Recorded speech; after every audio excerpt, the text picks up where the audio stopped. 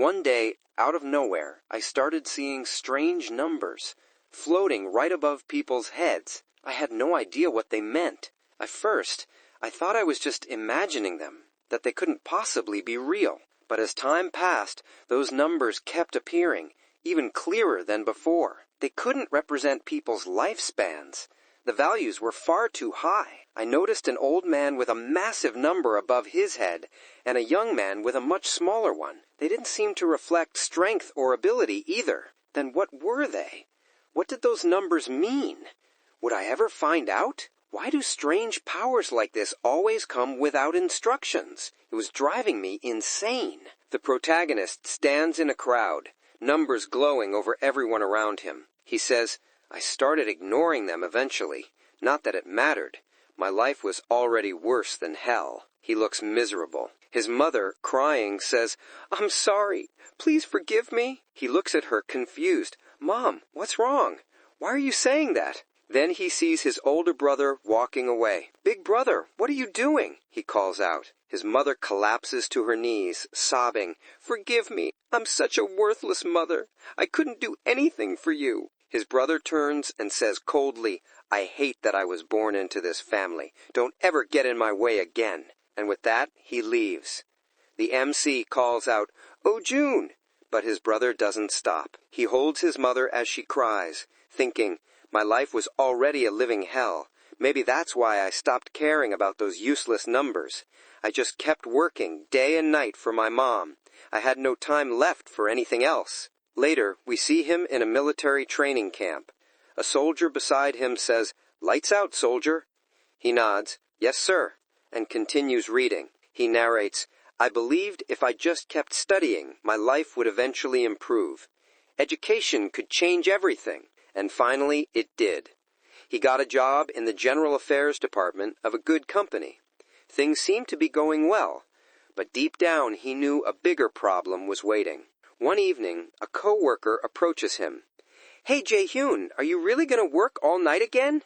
He replies, "Actually, I just finished up." She smiles. "Then why don't we grab a drink? You like beer, right?" He shakes his head. "No thanks. I'm managing the asset books." She laughs. "Asset books, huh? All right, suit yourself," and leaves. Another coworker sips tea nearby. "Told you it's pointless. He works like a machine, but no one's going to reward him. What's the use?" Someone else adds, "Well, lucky for me, I do like beer." The woman snaps, "Who asked? Just stay quiet." Meanwhile, Jaehyeon frowns at his computer. "Wait, what is this? Did I mess up the numbers? How did we miss such a huge tax amount?" The figure on the screen reads over 1.1 billion won. He stares. "Hold on, I've seen this number before." Grabbing his laptop, he rushes to his boss's office. His boss is eating a burger. "Oh, you're still here?" the boss says casually. Jaehyeon explains, "Sir, I was checking the books, and it looks like we made a serious mistake in last year's tax payments." His boss waves him off. "Ignore it. It's not that important." "But sir, that's tax evasion. It's illegal." The boss slams the desk.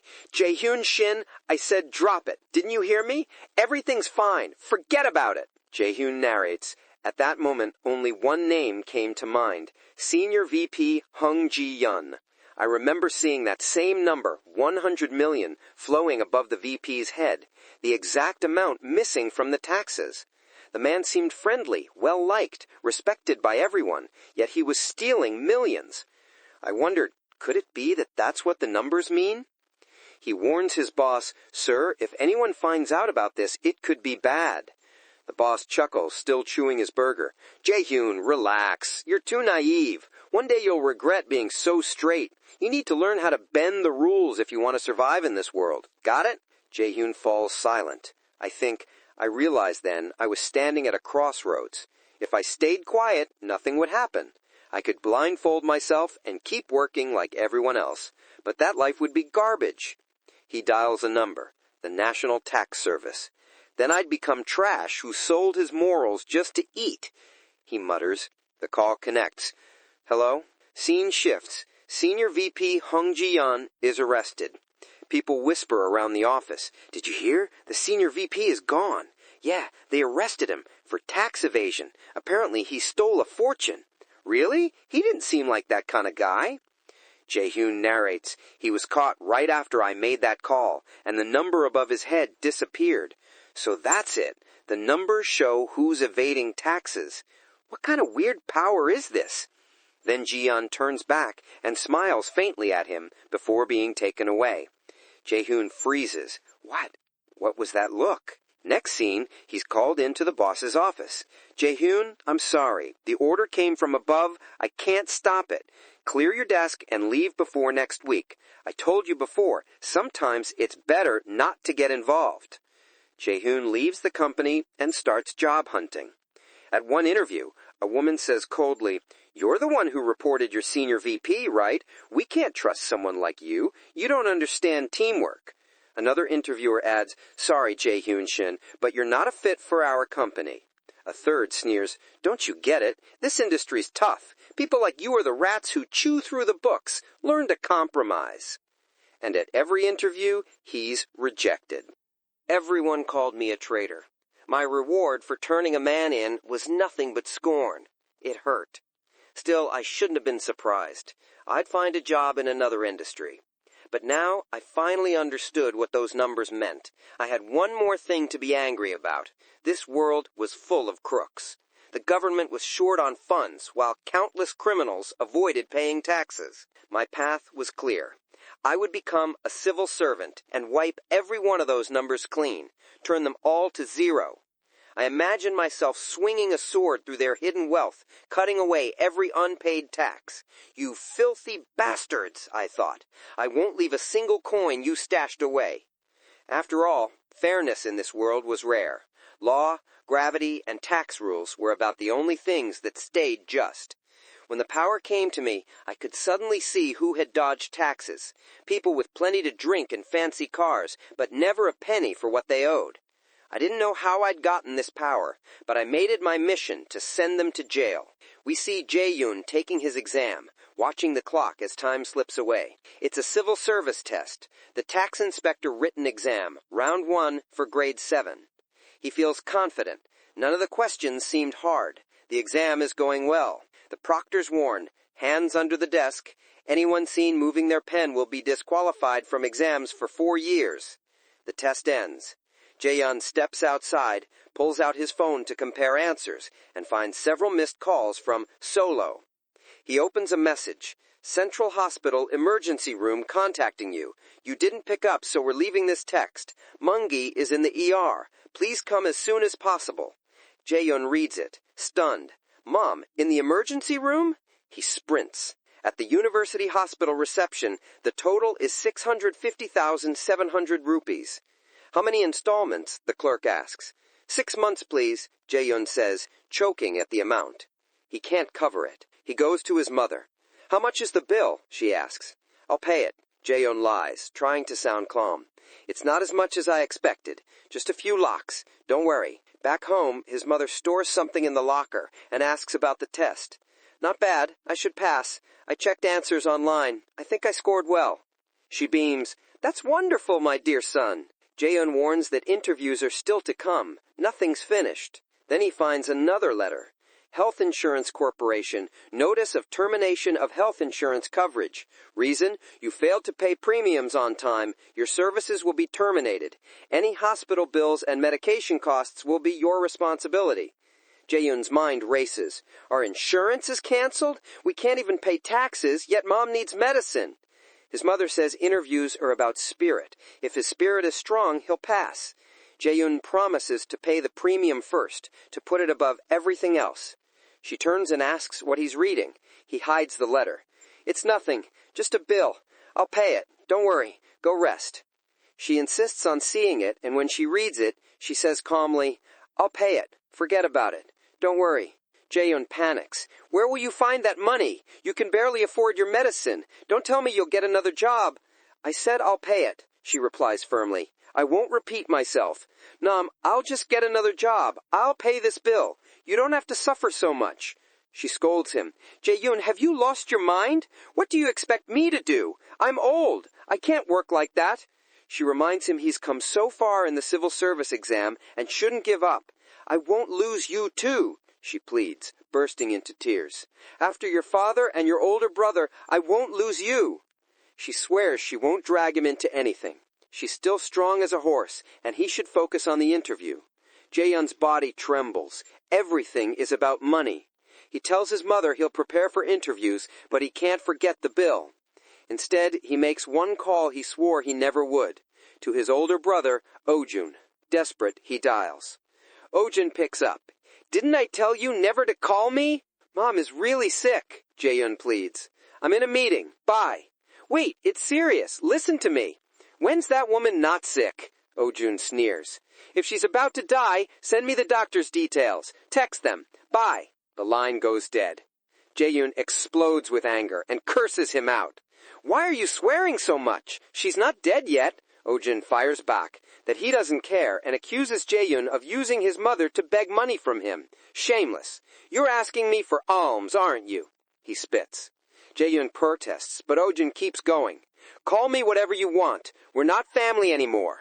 I have not even a rupee to give you. If I help you once, you'll keep leeching off me. Don't ever call again. Understand? And with that, he hangs up. Jaehyun keeps saying, Don't hang up. Please don't hang up. Then he realizes the call has already ended. He wanders aimlessly through the city. As he walks, evening falls. In the park, people are laughing, relaxing, and enjoying themselves. Jaehyun narrates, Since that day, I swore I'd keep transparency in my duty. Transparency means building trust in government and ensuring diversity, so every voice can be heard. He pauses. You want to know how I got through all those hardships? You mean how I got the job, because my mother is still sick, and I lost my dream job right before the final step? Or are you asking how I couldn't even pay for her medicine? What kind of hardship do you mean? He gives a bitter smile. The answer's simple. Death. He walks near a bridge, throws down his bag and glasses. I just wanted to live like everyone else, he says. When they were resting and having fun, I was studying. When they were wasting time, I was working. But once a beggar, always a beggar. All that talk about civil service exams, it's nonsense. He climbs over the barricade. It takes a lifetime of struggle to rise from poverty to wealth, and yet all of it can end if I just jump. He stands on the edge, gripping the railing with both hands, trembling. Fear fills his chest. Tears stream down his face. His body shakes. Terrified, he steps back. Coward. Weak, useless coward. I can't even die properly. I thought if I worked hard enough, everything would fall into place. But it was all a joke. He throws his civil service exam papers away. A voice behind him calls out, Is someone really planning to become a civil servant? Throwing his books into the Han River? Startled, Jaehyun turns. A man has grabbed his hand. By judging this book, he says, you were preparing for the interview. Why give up after passing the written exam? Tell me your story. Jaehyun looks at him. Well-dressed, expensive suit, luxury watch. Who is this guy? He wonders. What's it to you? Leave me alone, Jaehyun snaps. Hey, relax, the man says calmly. No need to be so angry. Why not satisfy my curiosity instead? What? Jaehyun frowns. From your books, it looks like you were studying taxation. Are you giving up now? Jaehyun hesitates. No, not yet. He takes the book back. The man smiles. So you were just venting your anger. That's not a big deal. Jaehyun studies him again. Who is he? I've never seen him before. He just appeared out of nowhere, dressed like someone rich. The man says, Why don't you tell me what's really bothering you? Jaehyun secretly uses his power, his gift that lets him see tax evasion. This guy must have hidden a lot of money, he thinks. But when he looks closely, nothing shows up. What? Not a single mark? He hasn't evaded any taxes? The man shrugs.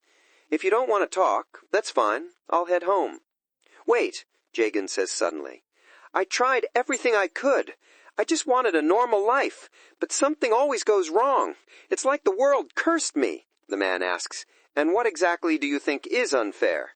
Everything, Jaehyun replies. Nothing ever works out. I never wanted much, just an average life, like everyone else.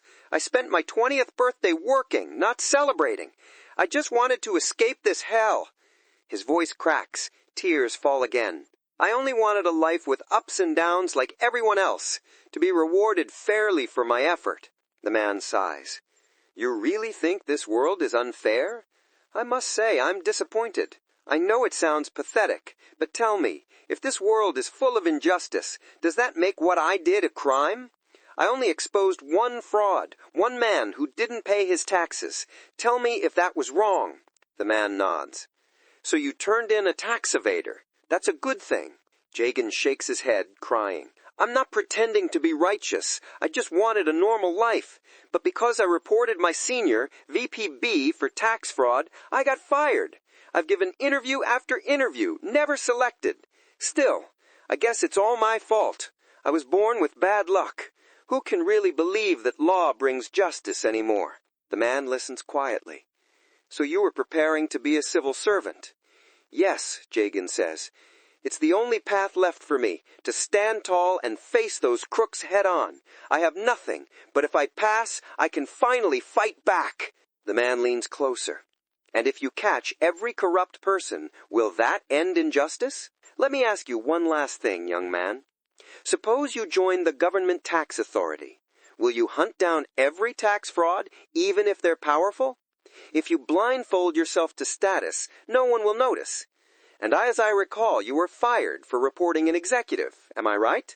Jaehyeon clenches his fists, anger rising. The man continues. Would you do it again if given the chance? What's there to think about? The blade of justice may be dull, but it doesn't matter who stands before me. I'll report them all. The man chuckles, pulling out a card. The blade of justice is dull, he repeats. What a fascinating idea. You've truly impressed me. He hands the card to Jaehyeon. You need experience. Here, this is a tax accountant's office I know. Go there. You'll gain plenty. Jaehyeon stares as the man tears a page from his notebook. I'm curious, he adds. When we meet again, where will you be? Will you have escaped all this? Let's see if you can stand by your words. You should go there. Saying this, he extends the paper toward MC. MC takes the paper and says, What's this? The man replies, My number is written at the bottom. If you ever need anything in the future, call me. But remember, I'll only help you once. No more than that. MC reads the paper and says, A tax accountant's office. But why me? The man asks, Why not you? MC hesitates. I'm not sure. Why would a stranger like you, whom I've never met before, help me? The man smiles and says, Because you're a good person. That's why I'm giving you this opportunity. Despite being a stranger, MC shows his respect and says, I'll definitely repay this one day. Sitting in his car, the man replies, I don't expect anything in return. I'm just doing this out of happiness. MC says, I hope this won't cause you any trouble. If I ask questions, this isn't some MLA scheme, right? Hearing this, the man bursts into laughter. MC, seeing him laugh, says, I apologize. The man waves it off. It's okay, you're a good person. You always speak your mind. You should be happy with the opportunity I've given you. I'll remember what I said today. When you become a civil servant, I'll help you once. With that, he leaves. MC watches him go. Then we see that man still thinking about what MC said, that the blade of justice is broken. It seems that however you try to wield it, it doesn't work properly, and whoever holds that blade ends up getting hurt. Next, we see MC holding the paper for the tax accountant service. The man thinks, I'll meet you again when you've learned your lesson. 2 months pass. In the mornings, MC attends lectures, and in the afternoons, he works at Mac's accountant's office. The work is simple, so he doesn't have to concentrate too hard, leaving time to observe everything around him. He notices everyone, listens to every conversation, and even while making coffee, he stays alert. Finally, the time for his interview arrives. The interviewer asks, Mr. Shin, what kind of civil servant do you want to be? MC answers, I want to be an honest guardian for taxpayers, someone who upholds justice and ensures that anyone committing tax fraud is held accountable. The scene shifts. We see MC at home. His mother comes in and says, Gene, didn't I tell you to check the milk delivery? MC replies, Mom, I passed. I really passed. He's crying. His mother says, Really, my son? Am I dreaming? My dear son, all your hard work paid off. I've been praying for this for a long time. Thank you so much. MC says, Mom, it's all because of you. Thank you so much. She says, if your father were here, he'd be so proud. MC asks, Mom, are you crying again? You shouldn't. MC explains that during his training period, he scored excellent marks, so he got a position in the tax office at CO. Sometimes he feels like someone is watching him, the man he met on the bridge. Perhaps it's him. He's now determined to catch all the cheats who've stolen taxes. He shifts himself back into action. We hear about the situation in Korea. The future looks bright because minors are making a lot of money from rent, about $2,400. In other words, grade school kids are earning as much as landlords. They might be exploiting loopholes in the tax system. A 12-year-old business owner. Likely the parents are taking advantage of the loophole to pay less. MC studies the case and notes that this wouldn't be possible unless a CO decides to go to the grade school and learns to calculate adjustments. Beyond that, the numbers are flashy. His instincts say this is definitely a tax case. Then we see the income tax department. One man says, okay, everyone get to work. Most people are sleeping. One man asks, is lunch over already? It just started. One claps and says, look, everyone's alive. He sits and asks, where did I put my nail cutter? Can't find it. MC enters and says, Manager Park, I've been waiting for you a long time. I need to report something. The manager, startled, says, you scared me. What is it this time? Hurry up. MC says, an enterprise earns $108 million annually renting a property, but the owner is only 12 years old. The manager replies, and the income rate? MC says 39%. That means only $65 million is being spent. MC requests, Sir, I need permission to conduct a tax investigation. The manager says, tax story. MC insists, yes, sir, I'm sure there's a tax story here.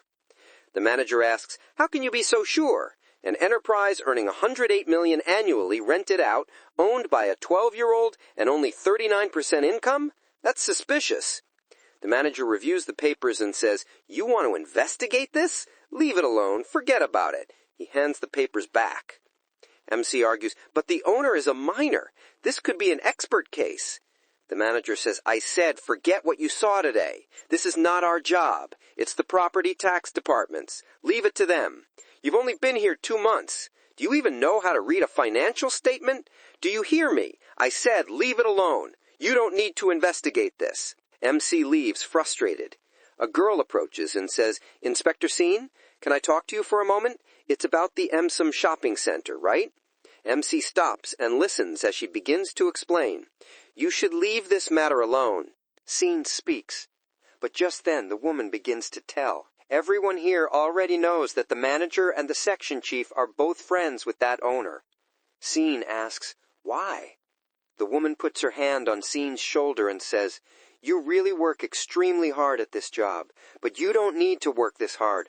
All of this will end soon because the section chief is about to retire. At that moment, Seen remembers the same thing, because his previous manager had told him, one day you'll get into deep trouble like an arrow. Remembering that, Seen becomes angry. He grinds his teeth and says, no, is that why I became a civil servant? Never. All the money here belongs to the people who live in this country. You can't just steal everyone's money like that. Are we robbers? We see the office workers all looking towards Seen. The woman says, Inspector Seen, please calm down. Seen fixes his hair and says, some people follow the law and some break it. This is complete nonsense. Everyone must follow the law. The office workers are talking among themselves. How long has it been since he came here? Another man asks, who is his supervisor? People keep murmuring like that. Seen asks, am I wrong? Suddenly, a voice calls from behind him.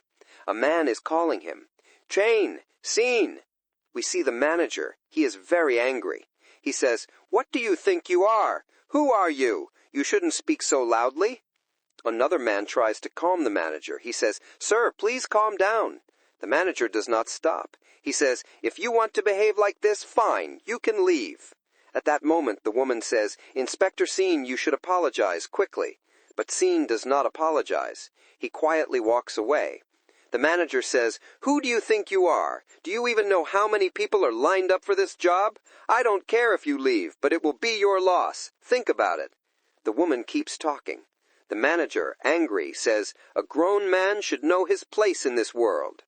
Seen goes into another room and shuts his gate. Then he takes off his glasses. At this point he is very angry and uses his power. He thinks, how do these biscuits, these people, call themselves civil servants? I need to breathe steady. I can do this. Then he makes a phone call. We see the phone ringing. Then we are shown that same man. Seen remembers that man. He had said, "I will help you only once. Remember that." Seen is still furious. We can see his hands, which show a nurse. Then a call is answered from the other side. The man says, "Oh, that was a little soon." Seen asks, "How much can you help me?" The man says, "Tell me what you want me to do, then I'll judge whether I can do it or not." Seen begins to explain. There is a 12-year owner who runs a building. The true owner of that business is the CEO of M-Sung Corporation, John Jack M. It seems my manager and the section chief from the property tax department are friends with that owner. The other man asks, "What do you need?" Seen says, "I want to catch those scoundrels and put them in jail on tax charges. They must pay. I will arrest all of them." The stranger says, "Mr. Seen, let me remind you again, this is your one and only chance that I'll help you. Is that what you want? Think again." Seen says, "One chance. I have only one chance. That's it." He replies, "Yes, this is what I want to do." At this moment he seems very angry and thinks to himself. There is nothing to ask further. He replies, "I will wipe out all those worms. I took this job to do justice, not to lick anyone's boots. I will catch those scoundrels and throw them in jail." Hearing that, the stranger starts to laugh. He says, "How delightful! You've made me happy again. From now on, no one will stop you. You'll do what you want to do." Hearing this, Seen moves forward and makes a call. He says, "Hello, I'm calling from Byung-sun Tax Office in Seoul. I work in the income tax department. May I speak to the tax accountant, please?" The stranger is thinking, "I want to see what you can do." Mr. Seen shifts. We see a door open and the managers come out. Sweat is pouring down their faces. They angrily say, "Jane Seen, was that you? You bastard! You called the tax accountant. It was you, wasn't it? Confess." Seen calmly continues his work at the computer. He says, "Yes, it was me." The managers go to him. Their bodies tremble with fear. They say, "What? What did you just say?" Seen says, "Sir, can't you see? I'm working. Please bother me later. Let me work now." Hearing this, the managers stomp away in fury. He says, "Who hired this kid?" Then a man comes up to the manager and says, "Sir, Inspector Seen should apologize to the manager right now." At that moment, someone's voice is heard. "Lunch ended an hour ago. Why is everyone not working?" Hearing this, the managers say, "Section Chief." Then we see the superintendent arrive, and just behind him the section chief, named Han Kim. The superintendent says, "Don't be offended by what I say. Just get back to work. If you work, you'll get paid. The government doesn't hand out free money." The section chief says, "You heard him, so get back to work quickly." The superintendent says, "By the way, I thought I heard someone curse. Maybe I misheard, right?" The manager says, "Of course, sir, you must have misheard." The superintendent says, "Good. I wanted to speak with you for a bit anyway." The manager says, "Sir." Then the superintendent says, "And yes, Section Chief Kim, I need to speak with you, too." Section Chief says, "Sir, no, why?" The superintendent says, "Come on, let's see." Then his eyes fall on Seen. He says, "You must be Inspector Jane Seen, right?" Seen turns and says, "Yes, Superintendent, I am Inspector Seen." Hearing this, the superintendent laughs and says, "I hope that as long as you stay here, I can retire in peace." Hearing that, everyone is stunned and very confused. They wonder, why would the superintendent say that? Another man asks, "What does retire in peace mean?" The woman asks, "What does this have to do with Inspector Seen?" Seen answers, "If as a civil servant you have nothing shameful to hide, then you can retire peacefully." Then the managers say to the superintendent, "Sir," the superintendent says, "Shameful. That's a tricky concept." He turns back and says, "At least I am not like you." The manager and the section chief both say, "Sir, what did you mean? I don't understand." The superintendent says, "Both of you, come with me." They are both very afraid. The section chief says, "Superintendent." The manager says, "Sir, if I finish my work, that would be fine." Hearing them, the superintendent becomes very angry. He says, "Was I mumbling? You people didn't hear what I said?" The section chief says, "No, sir, we didn't hear anything like that." And they all walk into that room. As soon as they enter, the door closes. Everyone looks toward that room. Meanwhile, Shin calmly continues his work. After a while, Shin finishes his work and stretches. All eyes turn to him. They wonder silently who is left. How far does his reach extend? Scene shifts. We see a man walking toward a room, straightening his tie and smiling as he thinks. It seems a new man has made a mistake. "But I'm a tax accountant with 20 years' experience. I'll teach him. What's wrong with being senior?" He opens the door smiling and says, "Looks like my favorite civil servant is here. It's been a long time." Then he sees the two men's faces, which look dejected. He asks, "Hey, what's wrong? Why are you both so gloomy?" The section chief says, "Oh, you're here." The man who came in says, "Don't tell me you were called for an income tax cross-examination." The manager says, "No, it's not that." The section chief says, "This is even worse. I can't believe this is happening right before my retirement." The man who came in says, "Quick, tell me what you did and why you're here." The section chief explains everything. We see the man wiping sweat from his brow as he comes out of the room. He says, "You said he's a new hire? Brought on only a few months ago and he's only grade 7? How did things get out of hand?" The section chief snaps. He crushes the cup he was drinking from and says, "There are very powerful people behind him." The manager, sipping his coffee, says, "If I'd known such powerful people were behind him, I would never have done this." That man is sending the matter to the public prosecutor's office. Hearing that, the visitor also crushes his cup. It cracks. He says, "Public prosecutor?" But the manager explains, "No, the superintendent himself gave the order. He said, that man can do whatever he wants. Nobody will stand in his way." The section chief clutches his head and says, "Is there nothing we can do? Everything slipped from our hands." The director general at headquarters issued the order himself. The man clears his coffee and says, "Director general? I can't believe it." We then see the visitor holding a paper. He says, "Okay, I've read everything. Thank you very much." Shin is writing everything down and says, "I think your statement will be conclusive. Do you have anything else to tell me? I'll put it in writing." The man says, "No, I have nothing else." Shin says, "All right, you may go. Thank you for your cooperation." The man leaves, saying, "Am I truly free now?" Shin replies, "Yes, take care of yourself." The man, "All right, you take care too." Shin returns to his desk and begins to work. We watch him write a notice. He says, "Oh, my notice is complete. This will be my first tax evasion case. Everything seems to be going according to plan. No one can stop me," he thinks. "I'll finish this by tomorrow." Then he glances at the clock. It's already 8 p.m.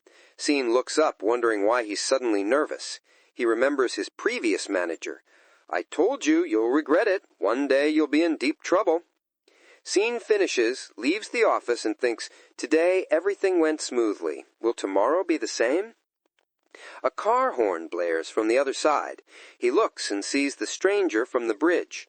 "Hey, Riverman!" the stranger calls. Shin walks over, and the man says, "Quick, get in the car. You haven't had dinner, have you? Let's go eat." Shin gets in, the stranger starts the car, and drives onto the highway. Shin asks, "You look really happy today." The man replies, "Yes, because I wanted to surprise you. I'm very busy, but I was waiting for you." Shin asks, "Why did you cause so much trouble? Where are we going?" The man laughs, "I've helped you twice already. You should trust me a little, just for a while." Shin falls silent. We see his mouth water as he looks at an array of food in front of him. He thinks, "With gold flakes on everything? I never imagined I'd see this in my life. The dishes look delicious and beautifully presented." The stranger says, "Enjoy. You've earned this. And this is only the first course. There's more to come." Shin eats and says, "Thank you very much." He's overwhelmed, almost in tears, saying he's never tasted such delicious food. The stranger pours a drink and says, "I hope you won't mind if we talk while you eat. I want to speak with you for a while." He adds, "Give absolute power to any man, and you'll see what he's like. My boss taught me that, and I never forget it." You could have chased fame or money, but you didn't. You stayed at your duty. Scene listens and replies, It's simple. Older people say you'll come and go peacefully, right? You just have to live your life decently. Don't live it poorly. Nothing in this world is free. The stranger says, You're still young, but you understand the world. You didn't waste time. Before I called, I knew you weren't an average man. Scene answers, You gave me an opportunity that no one else did, and I had to prove it. That's why I acted without hesitation. The stranger says, Right. I was right about you. Then he introduces himself. My name is Sayan Guan, Section Chief of the Property Tax Department. Also, Sam Soyoung at the tax office. From today on, call me Sayan. Scene thinks, Samsung tax office? That's top tier, above Kochak, Yosem, Banpo, and Gangnam. Sam Soyoung's office is powerful and has many branches. It plays in a different league. How could a section chief call the superintendent? Then Sayang says, They must be here. We see a man behind the door. Sayang says, Sir, please come in. The door opens, and the man enters, apologizing, saying, I'm sorry, I was stuck in traffic, so I'm late. Sayang approaches him and says, No problem. Scene watches and thinks, The Director General. That man is the Director General. There aren't Director Generals at every tax office. This means he's in charge of the whole region. He stands and quietly thinks, Is he from headquarters? The Director General says, No, that's not my job. A man like you can even bring down higher-ups. Don't be nervous in front of me. I'm a small Director General. Scene thinks, Nervous? Yes, I'm stuck here and I can't do anything. He says, I'm Jane Scene. And the man says, I'm leaving. You can talk to the Director General. The Director General replies, Yes, go ahead, leave. Scene sits back down thinking, Where are you going? You should drown. Then the Director General says, Sit down. Scene sits and answers, All right, sir. A quiet settles between them. Scene wonders, What next? Breaking the silence, the Director General asks, Can you serve a drink? Scene is puzzled, but replies, Of course, sir. He hands over a bottle and serves. His hand trembles. The Director General looks at Scene and says, Mr. Scene. Scene, slightly confused, looks up. The Director General says, I'll come straight to the point. Will you be my sword? At those words, silence falls. Scene stares at the Director General. The man says, My name is Min. I'm the Director General of the National Tax Service Investigation Bureau. Scene realizes the Director General is from the Investigation Bureau. The Director General continues, You're under no pressure. If you want my offer, accept it. If not, don't. Scene asks, What's the catch? The Director General says, There is no catch. Accept if you want, decline if you don't. Then the Director General uses his chopsticks and brings them right in front of Scene. He stops his chopsticks mid-air and says calmly, I'm asking you, it's your choice. Do whatever your heart tells you. The Director General resumes eating. Scene adjusts his glasses and asks, Do you even know who I am? The Director General smiles slightly. Of course, you're a civil servant who catches tax evaders. What more do I need to know? He pauses, studying Scene. That's exactly why I'm asking you.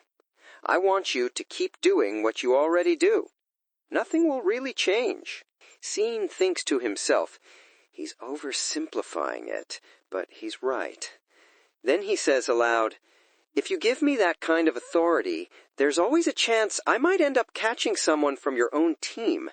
If I find anyone guilty of tax fraud, I won't spare them. As Scene pours another drink, the Director General lifts his glass and replies, Well, that's out of my hands. If they did something wrong, so be it. I was the one who decided to bring you into this office in the first place. Of course, you can refuse. The choice is entirely yours. Scene stays silent for a moment, thinking. Then, as he refills the Director General's glass, he says firmly, I'd be honored to be your blade, as long as you guarantee I can use that blade freely. In that case, I'll join your team. The Director General smiles. Excellent. You can stay in the Bum Sun office for now, but next year I want you at the Samsung office. Scene thinks to himself, Samsung, this is my chance. It doesn't matter who they are, I'll hunt them all down. Anyone who's evaded taxes will end up behind bars. We see Shin standing tall as bills rain down around him. Behind him, a massive shadow looms, its figure holding a sword. It shows that Shin's power has grown, and now no tax evader will escape his reach. The next day, we see the Bumsun tax office. Everyone notices Shin walking in and murmurs among themselves, "Look, he's back again. Can't believe he has the nerve to show up." Shin greets them, "Good morning," pretending not to hear. He thinks, will I really be cast out of my own company at 30? It almost feels like I'm the main character in a novel, someone who can do whatever he wants with no one to stop him. I'll keep pushing forward. He sits at his desk and starts working. That man I met yesterday, Section Chief Sun Gun Lee from the Samsung Property Tax Office, and Director General Chi Min from the Investigation Bureau. Any civil servant at my level would kill for connections like that. I made the right call accepting the offer. My life was going nowhere. Now I'll keep catching every single one of them. Shin continues working until a voice interrupts. "Hey, Shin." He looks up. "Good morning, sir." The section chief's tone is sharp. "How dare you show up here? Just take the day off." Shin stays calm. "Sir," the section chief snaps, "you arrogant punk. You think you're some big shot now?" Shin replies, "I'm not Sun Gun Lee." But before the argument can escalate, a commanding voice cuts in from behind. "What's going on here?" Everyone turns. It's Section Chief Sun Gun Lee from the Property Tax Department. He says coldly, "Kim, you're a disgrace to the Bumsun office. You should have never acted that way. You're lucky you weren't fired." The section chief grits his teeth, furious but silent. His body trembles with anger. Inspector Ham steps forward. "Enough. You've already damaged our reputation, every civil servant's reputation. Before yelling at others, maybe think about your own mistakes. Understood?" Humbled, the section chief lowers his head and leaves. Inspector Ham turns to the room. "Good. Now get out of here." Then he looks at Shin. "Inspector Shin, are you here?" Shin raises his hand. "Yes, sir, I am here." Ham nods. "Good. Do you have a minute? I need to talk to you." Shin stands. "Of course, sir. How can I help?" Ham says, "Just a minute of your time. Let's step outside." They walk out together. Ham pulls out a lollipop and offers it. "Here, gray flavor, my favorite." Shin accepts it with a polite smile.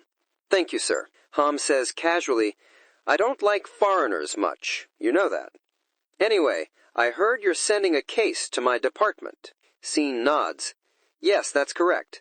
I suspect the owner of the Sung shopping center committed tax fraud. The company's CEO is only 12 years old. Based on the financial statement, the land and building are worth 1.5 billion won. There's no way all of that belongs to a kid." Ham raises an eyebrow. "So someone's exploiting a loophole, transferring ownership to a child to hide money, huh?" "Exactly." Ham pulls a document from his pocket. "Here, take a look. This is the Sung Shopping Center's financial statement." Shin studies it. Debt of 1.4 billion, a loan of 1.3 billion, so they borrowed 1.3 billion and added 200 million in existing cash to buy land and building worth 1.5 billion. Ham smirks. "Impressive. You actually understand financial reports." Shin examines it closer. "So now we know where the money came from. Wait, I'm missing something. What am I overlooking?" Then realization hits him. The money must have come from the parents, right? Ham shakes his head. "No, it came from the bank. Think again." Shin frowns, thinking hard. They took a loan, but they used their parents' shopping center as collateral, then bought that same shopping center under the child's name. So the money is technically from the parents, just cycled through the bank. Ham smiles. "Now you get it, Inspector Shin." Shin clenches his fists, furious. They're exploiting every loophole. Their time has come. They'll pay for this. I'll make sure of it. Ham chuckles. No need to rush. Ever heard of a Moronus gift? It's a type of gift that includes everything. Loans, debt, transfers, all under the new owner's name. Scene nods. Yes, if you give a 1.5 billion won gift, you have to pay a huge gift tax. It's impossible to avoid it. Exactly. But an onerous gift is different. You take a bank loan and pay it off over time. The ownership transfer becomes a transaction, meaning you pay less tax and it's completely legal. He pats Scene's shoulder. Don't worry, there's still a way.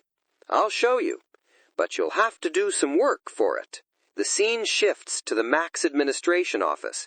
Ham stands outside, muttering to himself, Inspector Scene. He really is something else. He refused my help, wants to handle everything on his own. What an incredible man.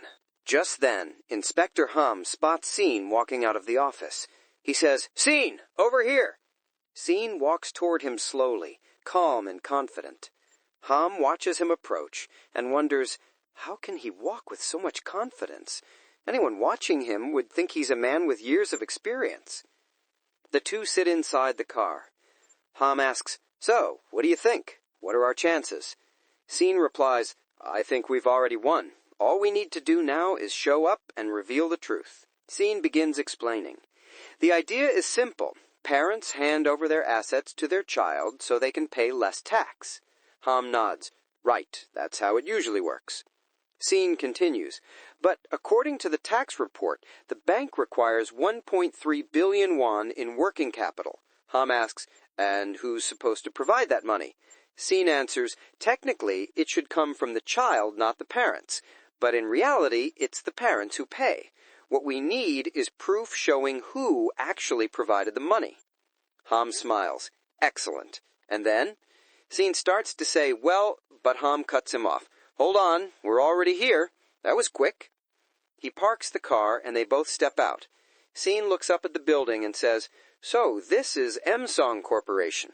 Ham hands him a document. All right, let's move. Here's the kid CEO's bank statement.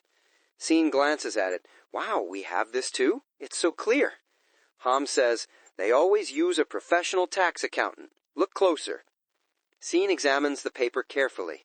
A single bank account for all transactions. Wait, what's this?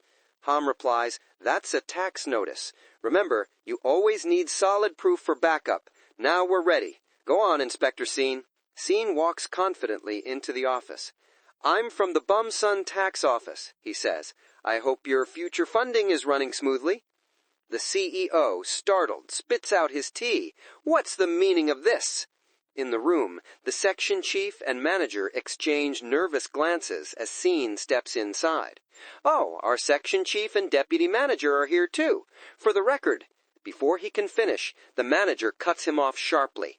Inspector Scene, is this how you talk to your seniors? Have you lost your mind? I'm your boss, you hear me?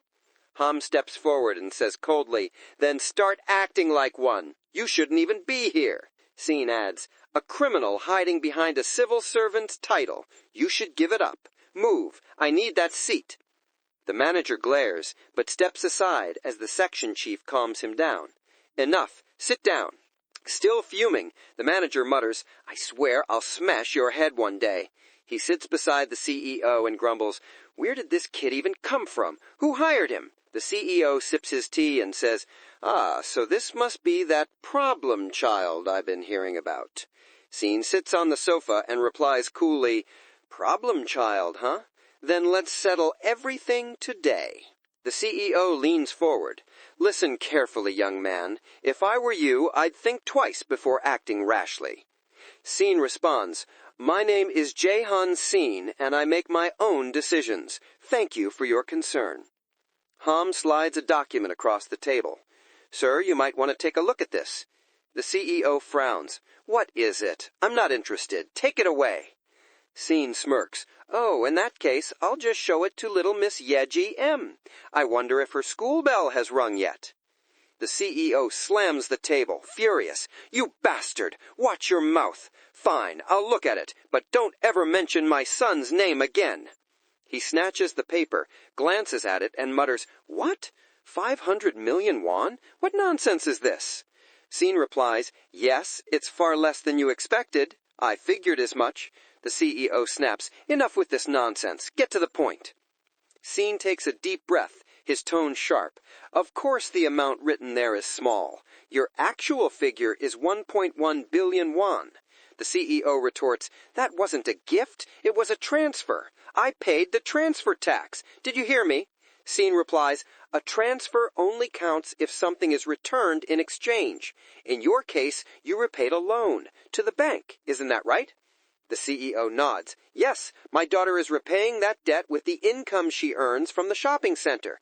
Scene presses, "Are you sure you're not covering those payments yourself?" "I'm absolutely sure. If you think otherwise, where's your proof?"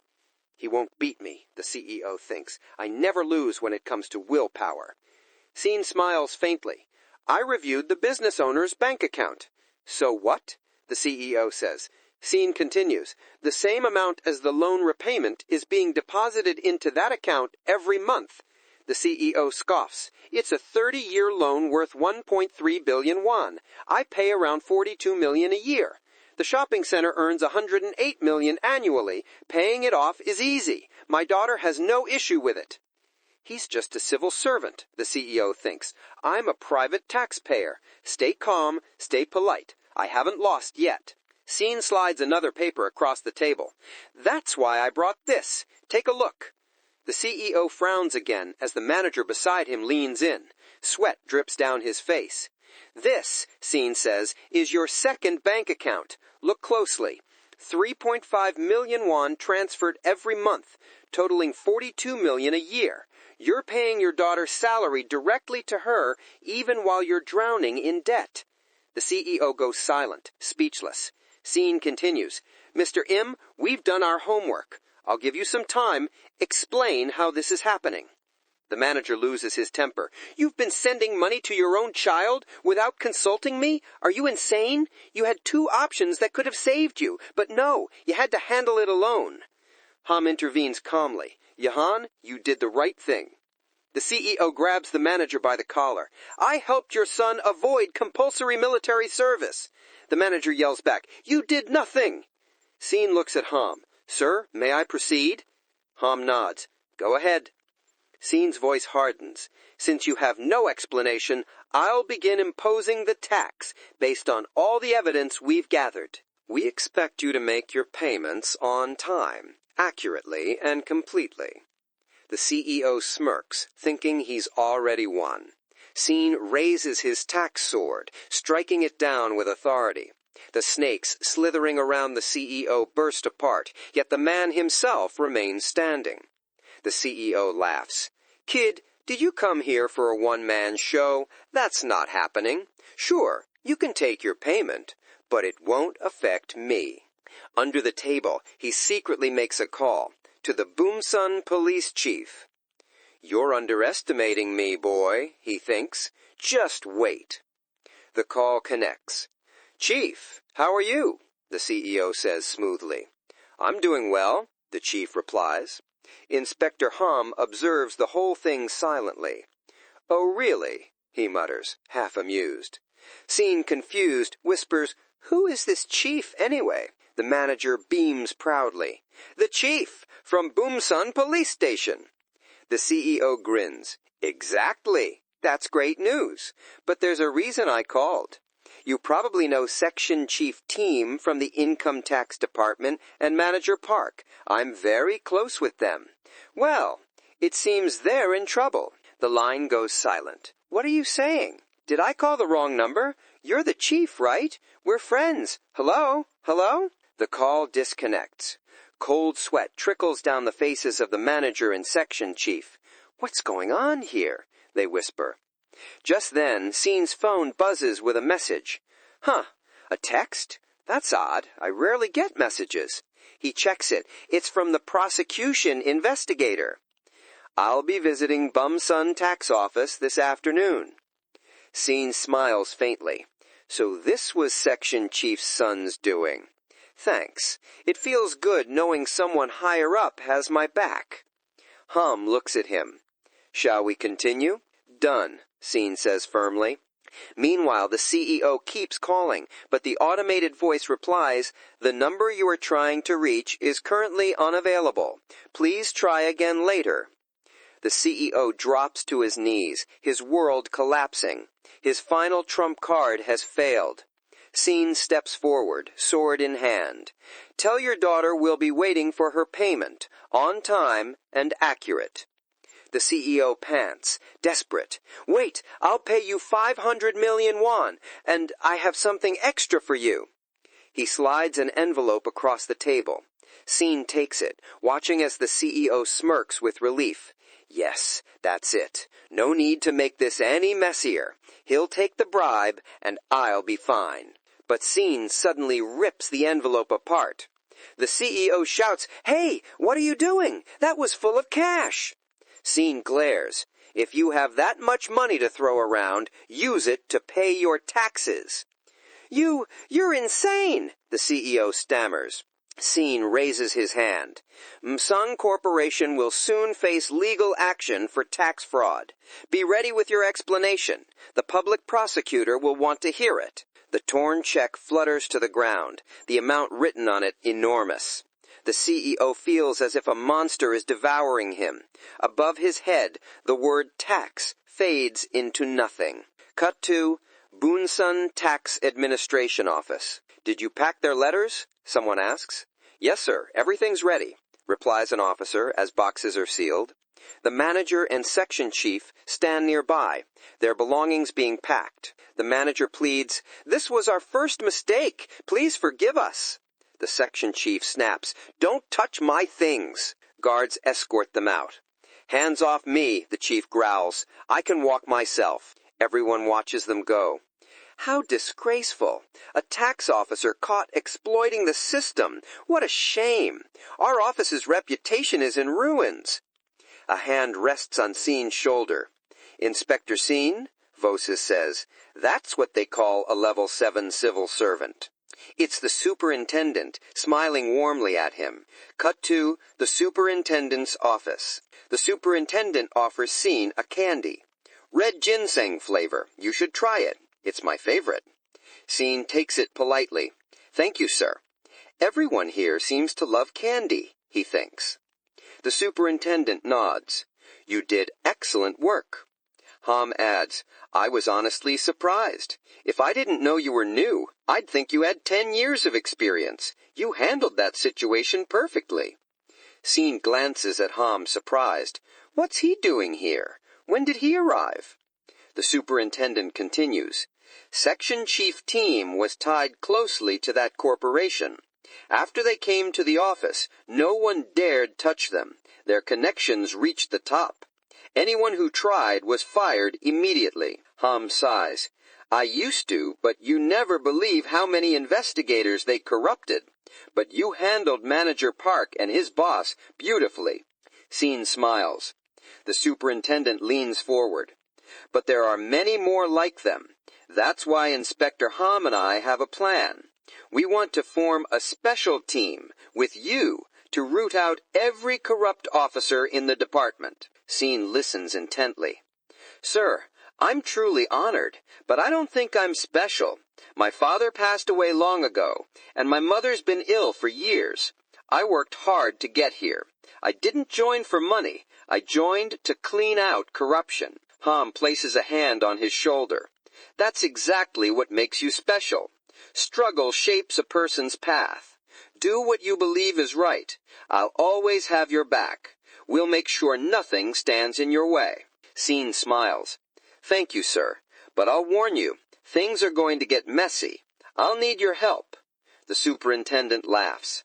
"Then it's my turn to prove what I can do. Tell me which department gives you the least resistance, and we'll hunt down every crooked officer there." Scene nods. Cut to a dark office. A man steps forward, tall, intimidating. "So, you're the new guy from the investigation department?" "Yes, sir." He thinks, "Investigator Min Jung Kim. Can I really trust him?" Shin quietly activates his power. Glancing above his head, no number appears. Kim looks confused. Shin smiles faintly. Completely clean. Not a trace of tax fraud. Kim asks, Jaehyeon Shin, that's your name? Yes, sir. Good. Follow me. They enter an interrogation room. Kim sits down, facing a woman. So, you're here to report an exploitation case, right? Shin observes carefully, thinking, they've thrown me straight into my first case. No training at all. Kim nods. Ma'am, your name is Minji Choi, correct? Your identity will be protected. Shall we start recording? Choi nods. Yes, sir. Please go ahead. Excellent. Then let's begin. He presses record on his phone. Then let's begin. Sins is thinking this might be the perfect opportunity for me. This could be my one chance that I'll seize. From this, my life begins. A life in which I'll catch every person who has committed tax fraud. And this beginning starts today.